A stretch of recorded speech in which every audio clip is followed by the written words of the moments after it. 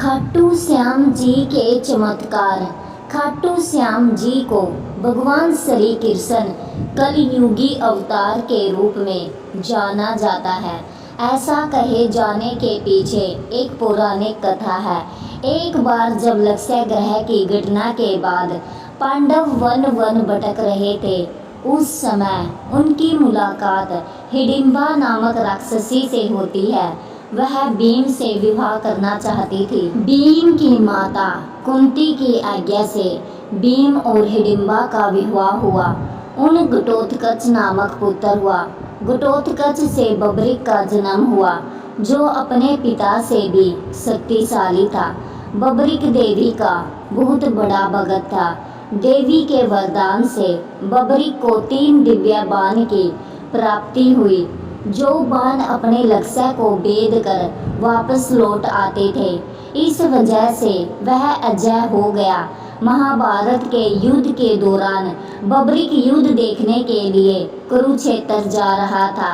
श्री कृष्ण जानते थे कि अगर बब्रिक इस युद्ध में शामिल हो गया तो युद्ध का परिणाम पांडवों के विरुद्ध में होगा। बब्रिक को रोकने के लिए श्री कृष्ण ने ब्राह्मण का रूप लिया और पूछा कि तुम कौन हो और कुरुक्षेत्र क्यों जा रहे हो। श्री कृष्ण को जवाब देते हुए बब्रिक ने कहा कि वह एक दानी योद्धा है और एक बाण से महाभारत के युद्ध का निर्णय कर सकता है। श्री कृष्ण ने उसकी परीक्षा लेनी चाही तो उसके एक बाण से पीपल के पेड़ के सारे पत्ते छेद हो गए, लेकिन एक पत्ता श्री कृष्ण के पैर के नीचे था। इस वजह से बाण पैर पर ही ठहर गया। श्री कृष्ण समझ गए थे कि अगर यह युद्ध में शामिल हुआ तो परिणाम पांडवों के विरुद्ध में होगा। इसलिए उसे रोकने के लिए श्री कृष्ण ने कहा कि तुम बड़े पराक्रमी हो, मुझे कुछ दान में नहीं दोगे। तब बब्रिक ने मांगने को कहा तो श्री कृष्ण ने उसका शीश दान में मांगा। तब बब्रिक समझ गया कि यह कोई ब्राह्मण नहीं है। तब उसने श्री कृष्ण से वास्तविक परिचय देने को कहा।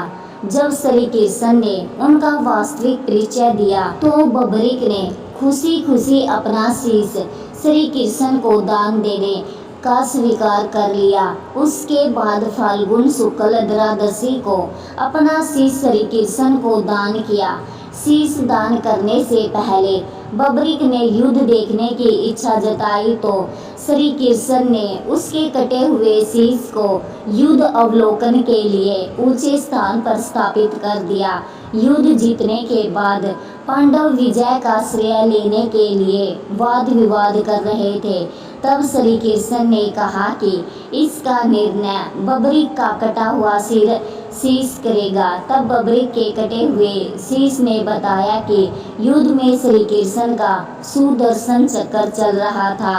इस वजह से कटे हुए वृक्ष की तरह योद्धा रणभूमि में गिर रहे थे और द्रौपदी महाकाली के रूप में योद्धाओं का रक्तपान कर रही थी।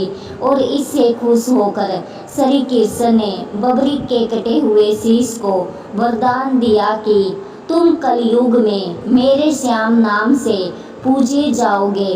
तुम्हारे स्मरण मात्र से भक्तों का कल्याण होगा। खाटू श्याम जी पूजा विधि। सर्वप्रथम आप बाबा श्याम की मूर्ति को साफ सुथरी जगह विराजमान करें। इस जगह आप अगरबत्ती, धूप, घी का दीपक, फूल, पुष्पमाला, कच्चा दूध, भोग, सामग्री, प्रसाद, ये सब सामान तैयार रख ले। इसके बाद अब श्याम बाबा की फोटो या मूर्ति को पंचामृत या दूध दही से स्नान करवाए। फिर किसी साफ सुथरे मुलायम कपड़े से जल पोंछकर साफ कर दे। अब आप श्याम बाबा को पुष्पमाला, फूल चढ़ाए। अब आप घी का दीपक जला दे। फिर बाबा श्याम को धूप अगरबत्ती दिखाए। अब श्याम बाबा को पहले कच्चा दूध और उसके पश्चात भोग प्रसाद सामग्री चढ़ाए। भोग लगाने के बाद बाबा श्याम की आरती गाते हुए वंदना करें। जय श्री खाटू श्याम जी की। धन्यवाद।